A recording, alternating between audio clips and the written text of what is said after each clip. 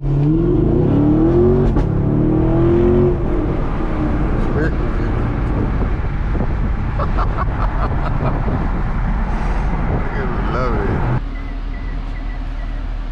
up, guys? Welcome back to the channel, man. I want to talk about the known quote-unquote issues with this car. I'm going to be talking about 4 things today with this car. For those of you who are new to the channel, this is a 2017 Camaro SS. All right, so I'm going to be talking about the engine heat.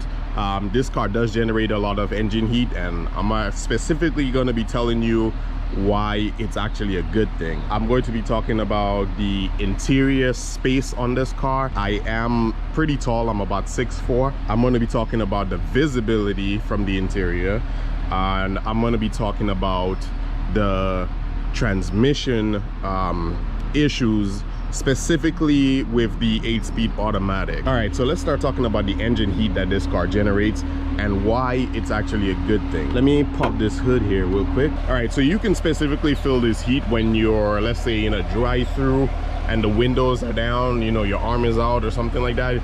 You can feel the heat, and especially if you open the hood, you can feel the amount of heat that this car generates. Now, why I say it's actually a good thing, all right? So this car, if you guys didn't know, has a lot of cooling on it. I don't know the exact specifications as to how many coolers and different things like that, but I can tell you that it is really good. The heat that is felt coming out from this car, it's because, and this is my point of view on this, okay? All the heat you're feeling is the coolers dispersing that heat out of your engine. So that's why I say this is a good thing. Also, another way you can know that the heat is not like a problem or anything is if we go to the interior, all right, and we look at our dashboard, our let me show you here, our indicators will tell us that there is no problem. So in the,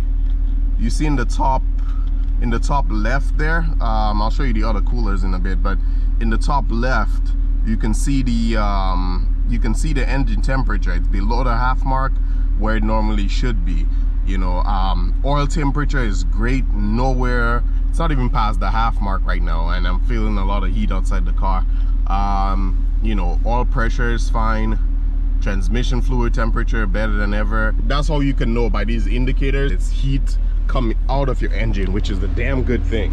All right, so let's close this hood up. So the next thing we're going to be talking about, guys, is the interior space in here. And like I said, this is from a tall guy's point of view. I am about 6'4". I have no problem, so let me show you. So this is me right now in this car. The seat is all the way back right now, all right? Actually it just went back a little bit, but it's pretty much all the way back. No extra room back there between the seat and the back seat. You know, look at my leg space right now. You know, lots of room to wiggle. The steering wheel right now is actually all the way down, you know, so this can go a lot higher. I can even get more space, but I'm fine with that. I don't like the steering wheel too high because, you know, this here is already high. It's not even blocking my visibility much, but you know, I don't want the wheel high as well. Another thing too is that I can comfortably put my arm up here, you know, while driving like this, and I'm very comfortable. A lot of people say that, you know, because of how you sit in the car, like very low, sometimes this might feel like it's super high and uncomfortable.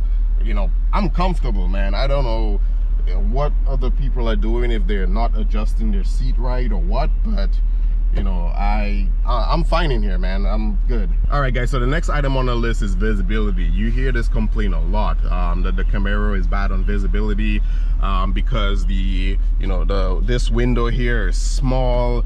You know, you have the back panel here, that bulgy part that, you know, is very wide and in the way. Another thing people say is like the back glass, or seeing out the back glass, is small, you know, so it's bad. As an owner of this car, I've driven this car a lot, guys. I've driven it over 1,000 miles so far.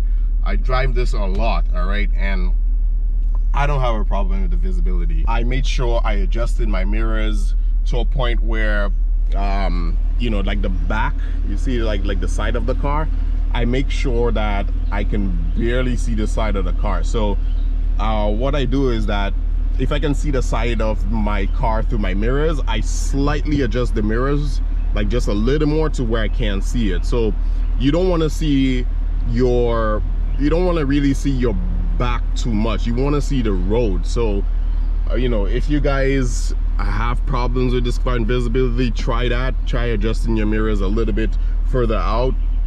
That was like a big thing that made a difference for me in visibility. Now the fourth and last thing on this list, guys, is the transmission issues with this car. I am specifically talking about a known issue with the 8-speed automatic in the 6th gen Camaros. I sort of previously talked about this in my previous video. Just so you guys can know as much as you can about these cars, the 8-speed automatic, I think from 2016 to like 2017 models, I'm not too sure if it carried over to 18, but what happened was that I think from factory they had a transmission fluid in there that was, I guess, not compatible. From what I saw, that you know, forums and things were saying was that the fluid absorbed water or something like that. So at first what was happening, and this is why GM is being sued right now, I think there's a class action lawsuit out on this, but what happened was, at first GM was flushing the transmission, but they were replacing it with the same fluid.